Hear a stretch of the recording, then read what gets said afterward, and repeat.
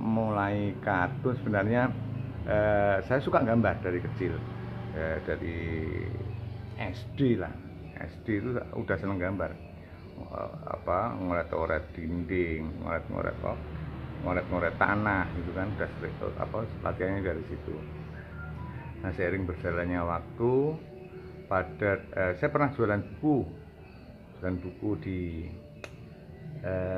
Semarang. Itu ada deket deket Indra, itu waktu di sana deket kampus, dulu itu deket kampus Undip Semarang. Nah, saya jualan buku bekas di situ. Nah, dari jualan buku itu jadi bisa melihat kan majalah-majalah, komik-komik, lalu majalah-majalah yang muat kartun. Itu aku punya semua. Jadi gambar-gambar yang dimuat di majalah-majalah bekas itu aku lihat, wah, sepertinya aku bisa bikin ini kayak gini. Cuman aku belum tahu gimana cara ngirimnya. Nah, pada tahun kira-kira 89-an lah, 89 itu aku mulai bener jadi kartun. Aku ketemu sama Mas Siha itu karena dipertemukan sama temen yang main di kios buku saya, namanya Bukil. Nah, dipertemukan lalu ditunjukkan sama beliau, oh, kalau ngirim kartun caranya gini. Ketemu sama Mas Gun lah, waktu itu dia di Tanah Mas. Ketemu sama Mas pasti ketemu sama Mas Gun, ya komunitas seniman Semarang lah, termasuk budayawan juga. Ketemu sama Mas Andri TM, Mas Rigi S, dan yang lain. Dulu itu ada Edi Pokal, almarhum sekarang. Ya di sana ketemunya. Dari situ mulailah. Nah, alhamdulillah aku itu cepat step-stepnya.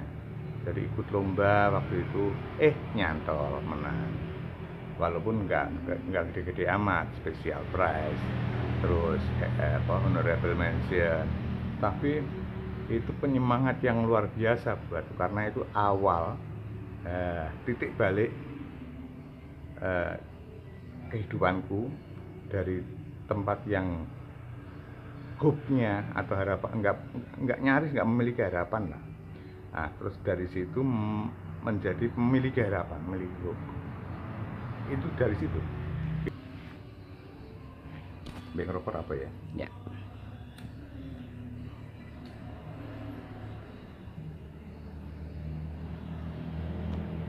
Oke, saya sama beliau-beliau yang disebut tadi kayak Mas Gun, Mas Jihana SR, itu udah seperti apa ya? Ya saudara, ya bapak, ya guru sekalian, pelatih, kalau pelatih lah. Nah, di situ kalau Mas Gun itu kan derenges orangnya, ya ndagel, jadi ya senang aja, enjoy kalau ketemu beliau-beliau itu. Ya paling enggak ada semangat besar dari sana, dari beliau-beliau itu, untuk terus menekuni apa yang namanya kartun. Mas Pamuji, aku menyebutnya apa sih, Pak Bro ya, Pak Bro Pamuji itu dia lebih banyak menulis dulu itu daripada gambar, tapi dia mampu juga lah. Ya tapi jarang ketemu, cuman ya pernah ketemu, berapa kali ketemu, waktu pameran, waktu ngobrol-ngobrol, main ke rumahnya juga waktu itu sama Mas Siha. Ya sekarang udah jadi sejarah karena Pak Pamuji udah lama sekali almarhum gitu. Serawung dulu itu aku nggak ada golong-golongan waktu itu. Waktu dulu itu ada yang namanya sekat, Semarang Cartoon Club, terus ada kokang. Aku sering banget main ke Kaliwungu malahan. Istriku sendiri juga orang sana, orang daerah apa Kaliwungu ke atas itu leri, daerah sana, daerah Kendal. Dia aku ketemu sama Iktos Budi Santoso, nggak tahu sekarang apa dia. Kayaknya nggak tahu masih jadi kartunis apa enggak. Terus ketemu sama Hertanto Sugiyoto, terus ketemu sama ya teman-teman kokang semua lah. Ada yang bareng kerja di Jakarta juga, termasuk Mas Darminto. Termasuk itu ketemunya Mas Darminto itu di Tanah Mas, bukan di kokangnya. Kalau di kokang sih ya pernah lah di Kaliwungunya sendiri. Nah itu termasuk guru juga dia, pembimbing. Mas Susi itu ya termasuk senior saya, ngasih petunjuk juga gitu kan, yang baik yang nggak baik juga gitu kan, ya termasuk senior, termasuk mendidik juga. Saya ketemu sama beliau itu juga dulu waktu nyetor kartun di Wawasan, karena kebetulan waktu itu Wawasan masih sehat ya kan, sering ketemu di Wawasan ngobrol gitu ya. Aku ketemu sama Mas Susi dan teman-teman senior yang lain itu lebih banyak mendengar daripada aku ngobrol, karena percuma kalau aku ngobrol dengan mereka. Jadi aku lebih menyempatkan, meluangkan diri besar-besar ke lebih banyak mendengar daripada bertutur gitu, daripada ngomong. Nah kalau Pak Karti sendiri itu sebenarnya dulu yang mendirikan Mas Pramono. Nah sekarang kan alih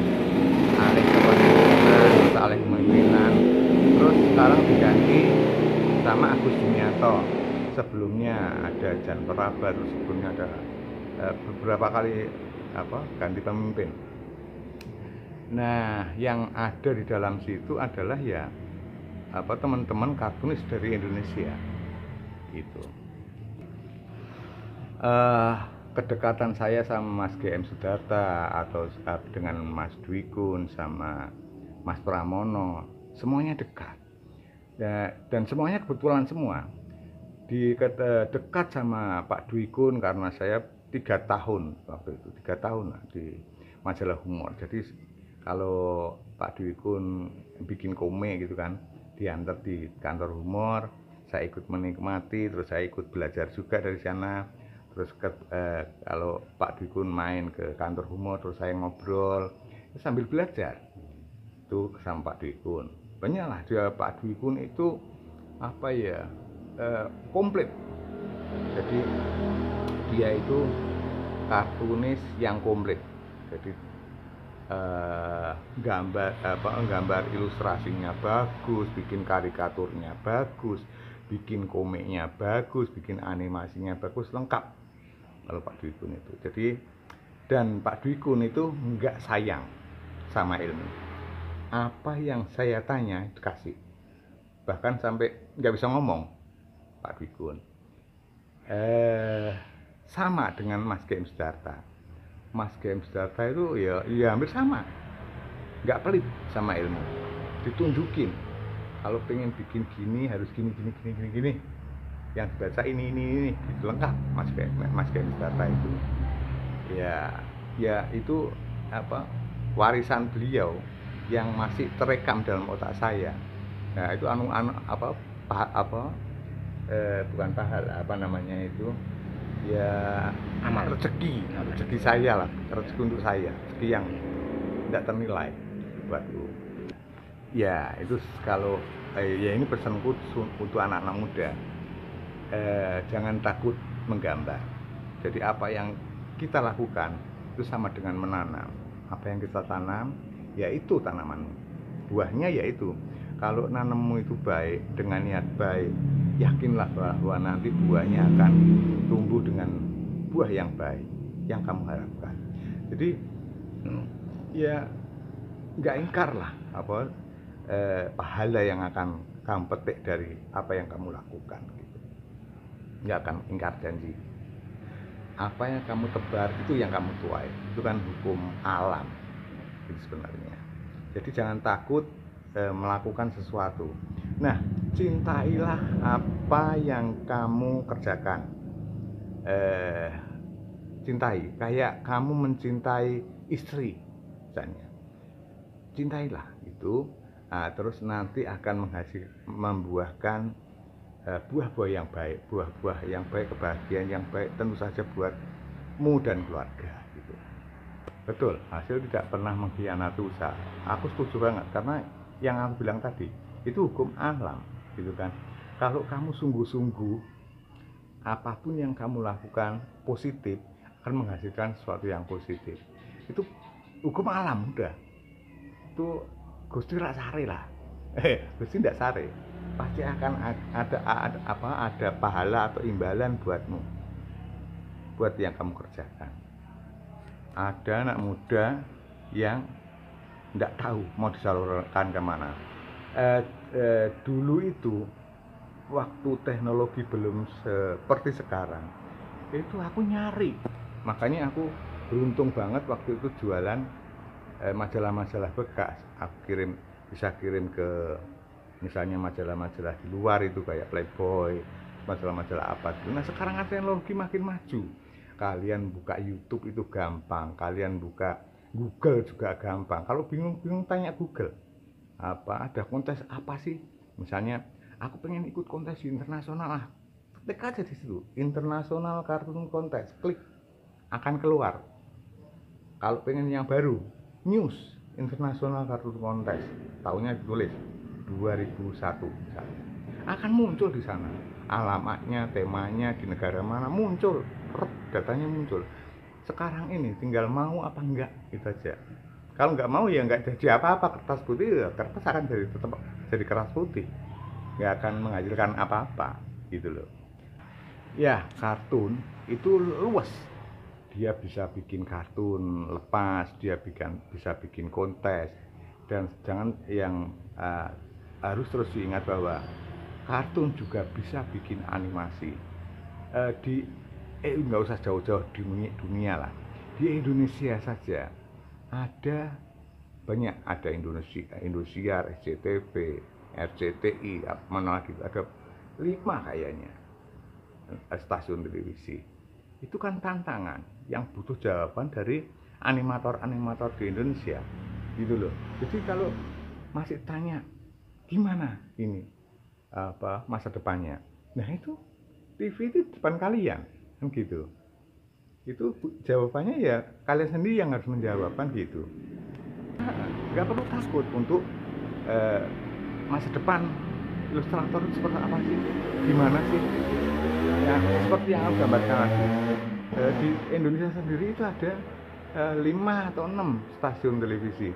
Itu sekarang bisa jadi ke depan lebih banyak lagi gitu loh, tantangannya makin banyak. Nah itu baru di TV, belum YouTube.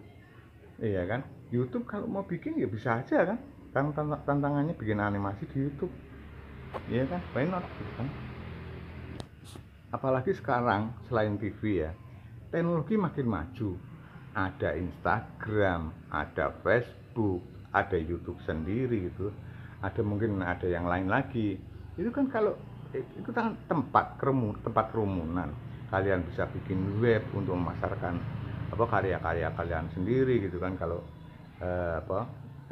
naksir sama karya-karya kalian akan membuka web kalian, terus bisa pesen karya-karya kalian lewat situ gitu kan. Kalian bisa jadi bos untuk diri kalian sendiri, jadi karyawan untuk diri kalian sendiri kan gitu. Lele-lele di rumah, kleset-kleset di rumah ya kan gitu. Ada pesanan dikerjain. Nah, bergantung sekarang itu tinggal mau apa nggak mau gitu aja. Teknologi udah menyediakan ya, kalau nggak dikerjakan, nggak ada kerjaan apa ya ngospro kabeh kan, nggak akan muncul gitu. Mengembangkan diri, adanya YouTube, adanya teknologi informasi sekarang itu makin canggih. Jadi kita bisa sekaligus bukan menggambar aja, tapi mengembangkan dan belajar dari situ. Karya ini gimana sekarang, perkembangannya, perjalanannya, pencapaian idenya kayak apa gitu. Dari sana bisa belajar sekaligus. Makanya aku lebih senang, lebih banyak teman-temanku yang dari luar untuk belajar, bukan untuk gaya-gayaan gitu. Wah, dia sudah sampai sini, apa pengideannya kan gitu. Untuk apa ya, belajar tadi kan, oh ini idenya dari sini, udah nyampe sini, wah gimana cara ngejarnya, ini kan gitu. Bisa bikin ukuran atau tantangan untuk apa yang akan kita lanjutkan selanjutnya gitu kan, gitu. Jadi tantangan buat diri kita memang persaingan, tapi ya memang kan persaingan kan harus sehat kan ya. Kalau dia bikin bagus, aku tak bikin lebih bagus lagi. Sekarang bikin bagus dia, nah aku sekarang bikin bagus, lebih bagus dari dia kan, gitu. Kejar-kejaran gitu, Mas.